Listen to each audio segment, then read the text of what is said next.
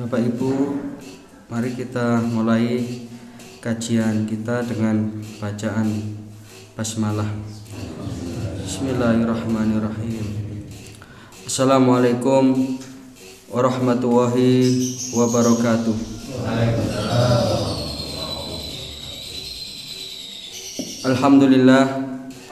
Alhamdulillahilladzi khalaqa nura ala qulubil mu'minin wa ja'alaha sababa lisa'adatil amilin al mukhlasin fatuba liman amana billahi wa man ittaba'a sunnata khataman nabiyyin.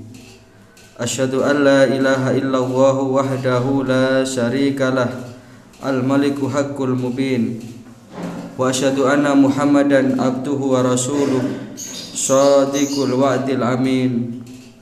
Allahumma sholli wa sallim wa barik ala nabiyina Muhammadin wa ala alihi wa sahbihi ajma'in.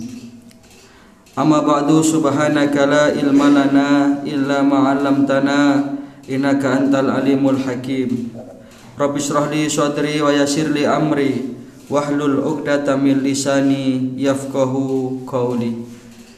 Allahumma asbahna ala fitratil Islam wa ala kalimatil ikhlas wa ala dini nabiyyina Muhammadin sallallahu alaihi wasallam wa ala millati abina Ibrahim hanifan muslima wa ma kana minal musyrikin.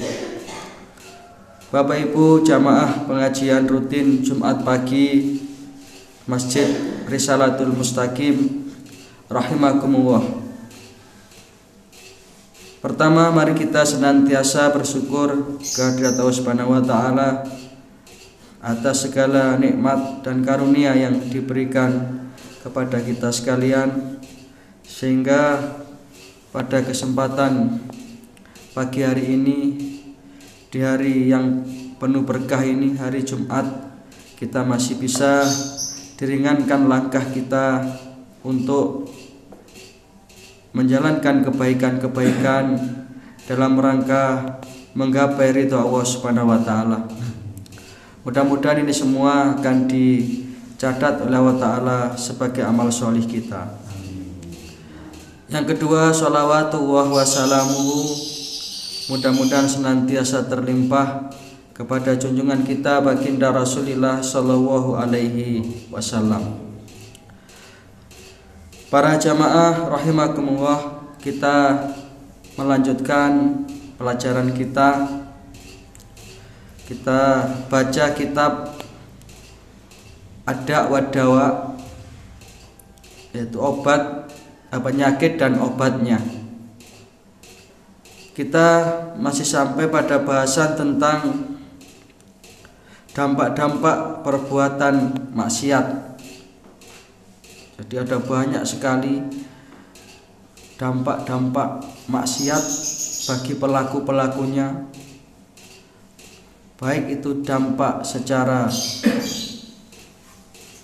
jasmaniah maupun dampak secara rohaniah.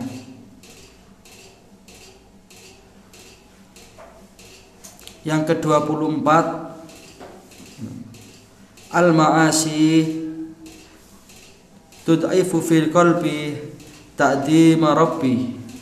Perbuatan maksiat itu akan melemahkan hati seseorang dari ta'dhima rabbi, dari mengagungkan Allah Subhanahu wa taala.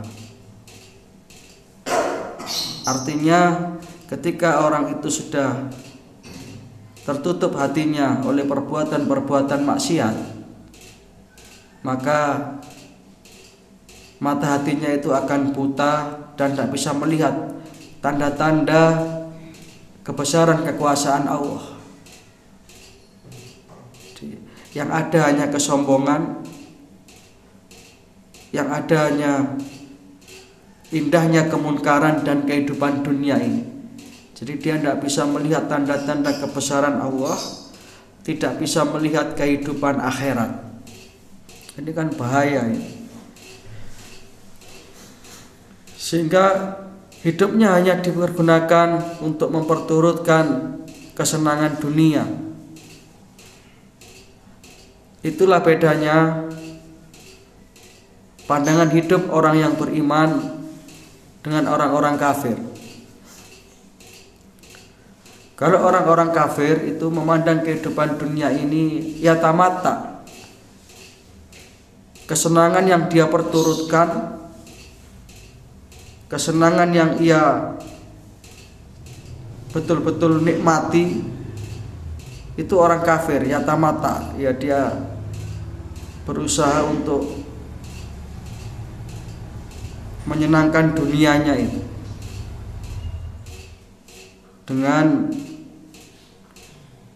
mencari materi, kemudian dihabiskan juga untuk kesenangan dunia itu sendiri. Jadi dunia untuk dunia. Berbeda halnya dengan orang-orang yang beriman. Kalau orang yang beriman memandang dunia ini ya tazawwad, mereka itu berbekal. Wa tazawwadu fa inna khaira zadit taqwa. Itu perintah Allah dalam Al-Qur'an. Berbekallah kamu di dunia ini, karena sebaik-baik bekal adalah ketakwaan. Maka orang yang beriman itu berusaha dan berupaya untuk menjadikan kehidupan dunianya ini sebagai masyara'atul akhirah, sebagai sawah ladang tempat ia menanamkan kebaikan-kebaikan, menanamkan amal-amal solih yang kelak hasilnya akan ia panen di kehidupan akhirat. Ini kan hebat. Jadi gemerlapnya kehidupan dunia ini tidak akan mampu membutakan hatinya. Dia tetap mempunyai satu pandangan yang jauh, yakni kehidupan akhirat. Wa bil akhirati hum yuqinun. Dan mereka itu betul-betul yakin akan adanya kehidupan akhirat, akan adanya hidup sesudah mati. Maka orang-orang yang berbuat maksiat itu tidak akan sampai ke sana. Kalau dia tidak segera taubat dari perbuatan maksiat yang ia lakukan, bahkan dia terus-menerus bergelimang dalam kemaksiatan tersebut, maka hatinya akan tertutup dari ta'dhim Rabbi, dari mengagungkan Allah. Padahal ayat-ayat tanda-tanda kebesaran kekuasaan Allah itu ada di dalam setiap fenomena alam ini. Kalau di dalam bahasan ilmu tauhid ada kata-kata wa fi kulli syai'in lahu ayatun. Dalam setiap sesuatu yang ada di dunia ini lahu ayatun, itu ada tanda-tanda kebesaran kekuasaan Allah yang tadullu ala annahul wahid, yang itu semua mempertegas, memperjelas bahwasanya Allah Tuhan kita itu adalah Maha Esa. Itu orang yang beriman.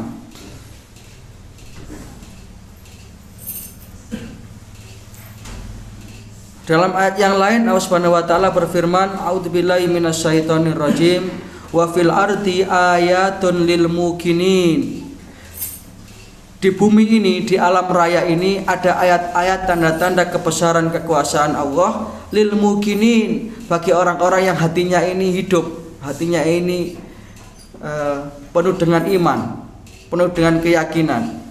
Wa fi anfusikum afala tubsirun. Dan di dalam diri kita sendiri pun ini ada tanda-tanda kebesaran kekuasaan Allah. Kalau kita mau merenungkan, mau tidak hebat bagaimana? Coba kalau kita renungkan organ tubuh kita ini bekerja demikian hebatnya.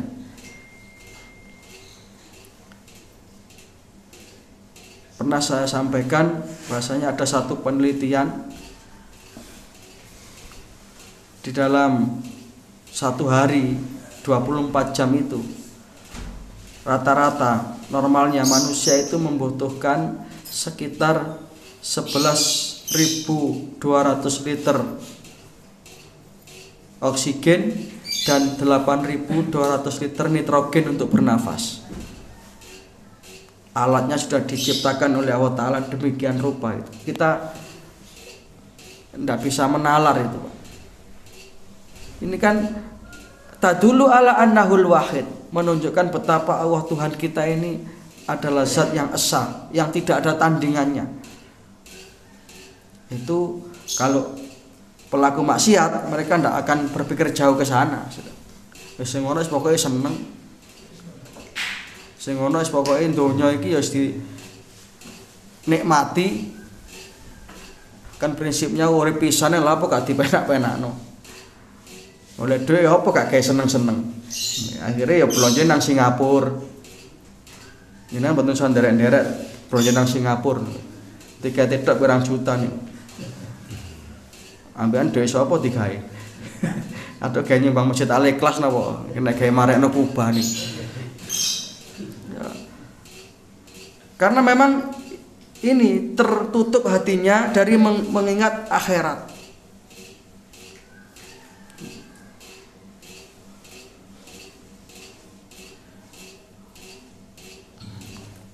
Annaha tud'ifu fil qalbi ta'dhima rabbi jalla jalaluh. Itulah akibat dari perbuatan maksiat, yakni dia akan tertutup hatinya dari mengagungkan Allah Subhanahu wa taala. Dan mau tidak mau ini pasti akan terjadi kalau orang itu tidak segera bertaubat dari perbuatan-perbuatan maksiatnya. Padahal walau tamakkana waqarullahi wa adamatuhu fi qalbil abdi lamma tajarra ala ma'asyihi. Seandainya saja kemuliaan dan keagungan Allah itu bisa dirasakan oleh hati seorang hamba yang beriman, maka tentu otomatis dia tidak akan berani untuk melakukan perbuatan maksiat tersebut. Jadi orang itu kalau sudah terbiasa berbuat kebaikan, itu mau melakukan perbuatan salah sedikit aja sudah terasa itu. Sebaliknya, kalau sudah terbiasa melakukan kemaksiatan, niku akhirnya gak kerasa lek niku barang elek kan.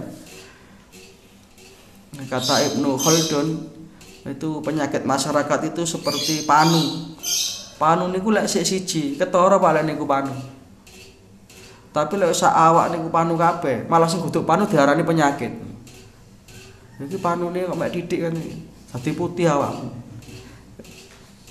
Kalau penyakit masyarakatnya sudah ditoleransi, sudah dianggap sebuah hal yang biasa, maka orang yang baik itu justru akan dianggap salah. Zaman Yamin ini kok sik gelem ngaji barang, gak produktif. Itu kan pemikiran-pemikiran yang merusak. Maka beruntunglah orang yang hatinya masih diberikan oleh Allah Ta'ala kemampuan untuk melihat akhirat, untuk mempunyai kesadaran bahwa kita di dunia ini hanya sementara, sehingga dia berupaya mengumpulkan bekal akhiratnya. Itulah yang dikatakan oleh Rasulullah sebagai orang yang cerdas, orang yang pinter. Di Kanjeng Nabi ini di dalam mendefinisikan orang yang pinter itu mboten reno-reno, bukan orang yang sekolahnya tinggi S1, S2 sampai S3, bahkan bergelar profesor dokter, bukan. Tetapi Rasulullah menyatakan al-qayyis, orang yang pinter, orang yang cerdas itu dawuh Kanjeng Nabi, mandana nafsahu wa amila lima ba'dal maut. Mandana nafsahu wa amila lima ba'dal maut. Orang yang bisa mengekang nafsu dunianya ini, orang yang tahu kesejatian hidupnya di dunia ini untuk apa. Wa amila lima ba'dal maut, sekaligus dia itu sregep, dia itu rajin untuk melakukan perbuatan-perbuatan yang nanti hasilnya akan ia nikmati di hari akhirat. Karena memang dunia ini bukan tempat kita untuk menikmati ganjaran. Kalau ganjaran atau pahala kebaikan itu dibayar cash, dibayar kontan di dunia, justru kita tidak akan bisa menikmati pahala itu. Contoh guys, seringkali saya contohkan. Hari Jumat ini misalnya, Rasulullah bersabda begini, manik tasala yaumal jum'ati ghaslal janabah. Siapa yang di hari Jumat yaitu mandi besar sebagaimana mandi janabah, mandi besar. Summa roha fi sa'atil ula, kemudian dia datang ke masjid, tentunya untuk sholat Jumat. Monggo.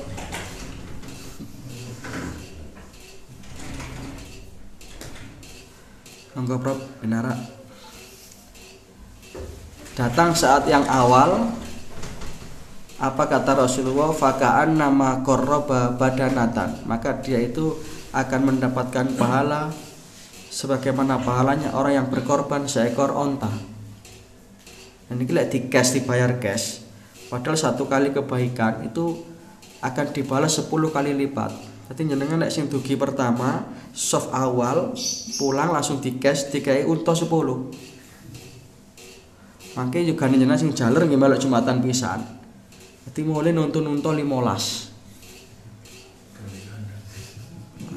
Kira-kira tambah seneng napa tambah repot? Mangke mulai tenggira ibu bengok-bengok lah apa nggo unta sik akeh men niku. Iki mang aku teko pertama oleh unta 10 ganjarane didol ten sinten-sinten nggih gelem unta, aku mang ya oleh kok. Itu gambaran betapa kalau pahala itu dikontan di dunia kita ndak bisa menikmati. Itu yang dimaksud firman Allah Ta'ala, wa innama tuwaffawna ujurakum yaumal qiyamah.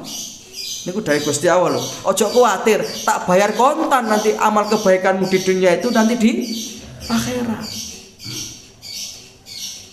Sehingga di dunia amalun la hisaba fi wa fil akhirati hisabun la amala fi. Dunia ini tempat kita beramal, bukan tempat kita menerima balasan. Di akhirat tempat kita menerima balasan, bukan tempat kita beramal. Jadi itulah makanya kita tidak usah kemudian apa nggih merasa berkecil hati. Aku sembahyang wis sregep kok ya uripku soro.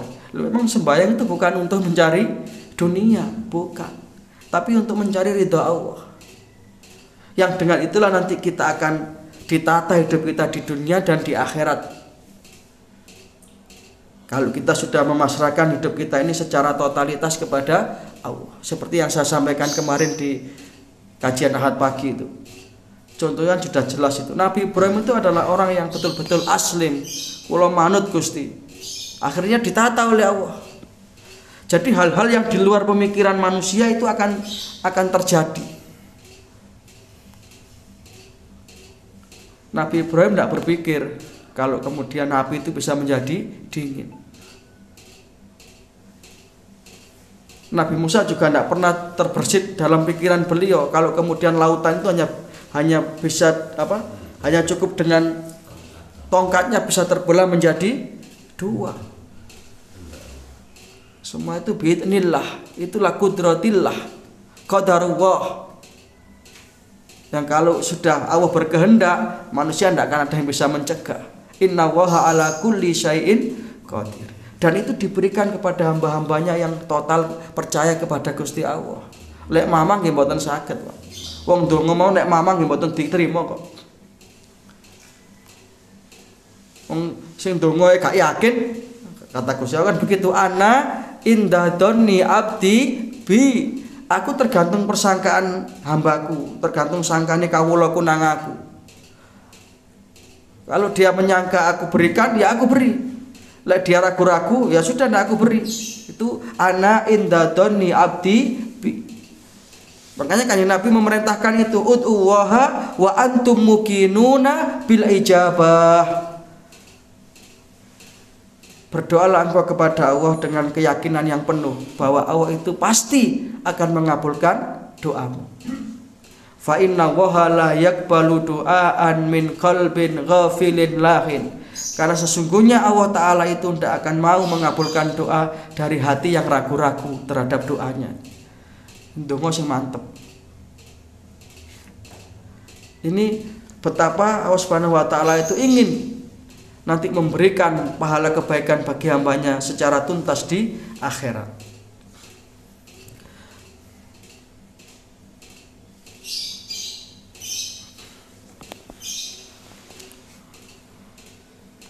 Para jamaah rahimakumullah, ada orang itu yang mempunyai satu prinsip yang salah. Misalnya dia mempunyai satu prinsip yang seperti ini: sesungguhnya aku berbuat maksiat ini juga atas kehendaknya Gusti Allah. Nah, ini lah ngergetno aku ngeten iki. Masih aku ngene iki ya kuasane Gusti Allah. Engko mesti kapan-kapan aku lak disepuro ambek Gusti Allah. Ini salah satu contoh betapa hati itu kalau sudah dipenuhi dengan kemaksiatan akan semakin melemah. Itu setan itu yang menggiring pemikiran ke sana. Arep-arep ampunane Gusti Allah tapi kelakuannya kelakuan maksiat. Ini kan mboten gathuk. Kepingin nang Malang tapi melakukan ngidul. Nggih ketemu Dono Mulya, mboten ketemu Malang. Jadi antara keinginan dengan perbuatan, dengan action itu bertentangan.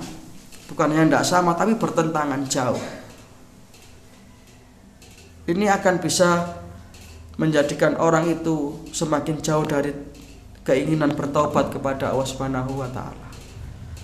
Orang melakukan perbuatan salah tapi dia masih sadar bahwa ini salah, sehingga kemudian dalam waktu yang relatif singkat dia segera bertaubat kepada Allah. Ini masih berada dalam ruang lingkup ampunan Allah. Tapi kalau sudah dia itu salah, tidak merasa perbuatannya itu adalah perbuatan salah, yang lebih parah perbuatannya itu akan dicerita-ceritakan kepada orang lain dan dibangga-banggakan. Orang seperti ini akan sulit untuk bertobat. Itulah yang dalam bahasa hadis dikatakan oleh Rasulullah sebagai al-mujahir. Rasulullah bersabda, kullu ummati mu'afan illal mujahir, kata Rasulullah. Umatku itu akan gampang sekali mendapatkan ampunan Allah kecuali al-mujahir. Siapa al-mujahir itu? Orang yang berbuat dosa dan kesalahan, kemudian dia tidak merasa bahwa itu dosa, dan yang lebih parah dia bangga-banggakan dosa dan kesalahan itu, dia cerita-ceritakan kepada orang lain sebagai bentuk kebanggaannya. Ini bahaya ini. Ini akan menyebabkan hatinya tadi itu jauh dari pengagungan kepada Allah. Dan ini adalah merupakan minal uqubat, salah satu di antara hukuman bagi pelaku maksiat. Jadi salah satu di antara hukuman pelaku maksiat adalah dia itu asik dalam kemaksiatannya. Itu sebenarnya sudah hukuman, Pak. Sehingga dia akan merasakan kenikmatan kemaksiatannya itu, kemudian dia semakin jauh dari yang namanya rahmat Allah, dari yang namanya taubat. Naudzubillah min dzalik. Dikhawatirkan sampai matinya. Naudzubillah min dzalik. Maka kan banyak itu cerita orang mati di tempat pelacuran, orang mati di tempat judi, orang mati di diskotik, pas dansa ndelosor. Sebaliknya ada orang meninggal dunia ketika sujud. Kemarin saya ceritakan, dan itu memang kisah nyata, di Maroko itu ada seorang khotib Jumat. Beliau tersungkur ketika sedang menyampaikan khutbahnya. Bahkan khutbahnya itu beliau sedang membawakan tema tentang saat-saat terakhir kehidupan Rasulullah SAW. Jadi ada mati yang indah seperti itu. Dan ini tergantung kebiasaan kita.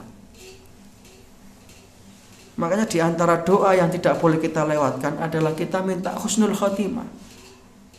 Jadi kita di dunia ini sedang meniti. Bahasanya Profesor Wahyudi itu sajadah panjang. Hidup adalah sajadah panjang. Saya masih ingat itu puisinya itu. Untuk menuju ke ridha Allah Subhanahu wa taala. Jadi sajadah, Pak. Jangan sampai sirkuit. Tapi sajadah. Hidup ini adalah hempasan sajadah yang panjang yang harus kita titi untuk menuju ridha Allah. Itulah yang dinamakan syiratal mustaqim. Ihdinas syiratal mustaqim. bukan sirkuit yang kita asik balapan soge, balapan apa niku dadi pejabat, menghalalkan segala cara. Tahu-tahu semua itu akan hilang. Ma'aghna'ani maliyah, ternyata hartaku yang aku tumpuk-tumpuk tidak ada gunanya. Halaka'ani sultaniyah, ternyata kekuasaan yang aku cari ternyata tidak ada apa-apanya. Di satu desa itu ada, Pak, untuk sampai jadi kepala desa dia harus habis 2 miliar. Ternyata baru 2 tahun meninggal dunia. Belum sampai 1 periode habisnya 2 miliar untuk pilkades itu. Belum sampai 1 periode sudah berpulang. Terus lek ngoten niku halaka'ani sultaniyah, tibake gledek. Harta yang aku tumpuk-tumpuk tidak akan ada manfaatnya. Malaikat tidak bisa disogok. Malaikat karena akhir aku jadi takoni ya. Tak kek nomor rekening sampean tak transfer. Apa digekno lek mentung jare malaikat ora boto ngono aku. Malaikat itu mboten boto ngoten-ngoten niku. Malaikat niku la ya'suna wa ma amarahum wa yaf'aluna ma yu'marun. Wis pokoke manut nang Gusti Allah.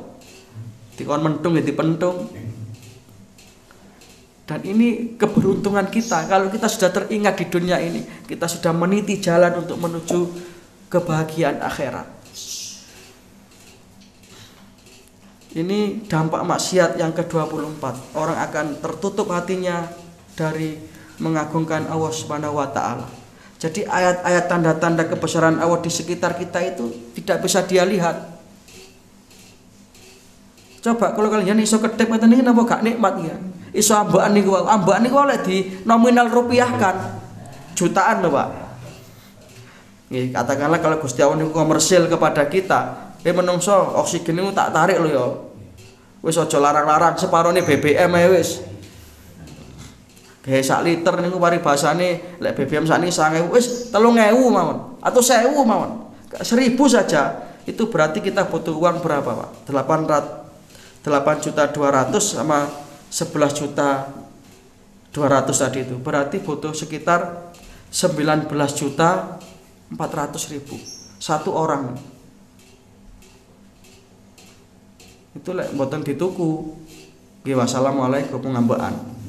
Akhirnya nanti napa berpikir ngoten iki lek misale ambekan iki mbek Gusti Allah ditarik ngoten niku. Niku lek wong siji lho, Pak. Sawama wong 5 nggih karek kepengin 5. Nyambut gawe napa sedina oleh bayaran sak monten niku. Umpama iso entek gawe bayar ambekan tok. Oh, ternyata Allah Subhanahu wa taala telah memberi kita itu banyak sekali. Tidak bisa dihitung. Itu yang dimaksud fa bi ayyi ala rabbikuma. Nikmat yang mana lagi yang engkau ingkari wahai manusia? Nah,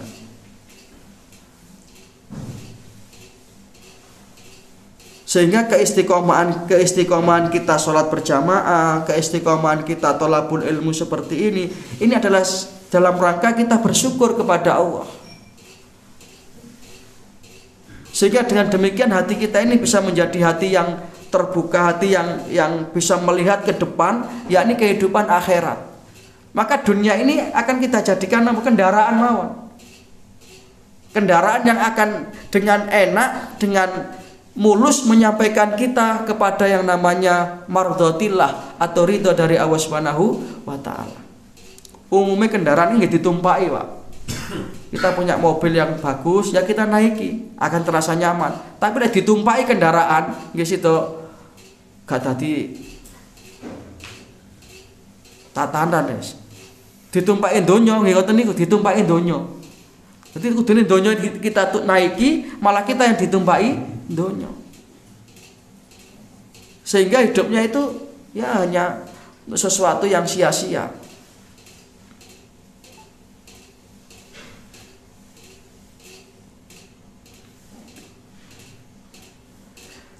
Nah, orang yang terus-menerus hidupnya dipenuhi dengan kemaksiatan, maka semakin lama akan menjadikan dia itu orang yang rendah di hadapan Allah Subhanahu wa taala. Maka sebaik-baik orang yang di hadapan Allah itu adalah orang yang bertakwa. Inna akramakum indallahi atqakum.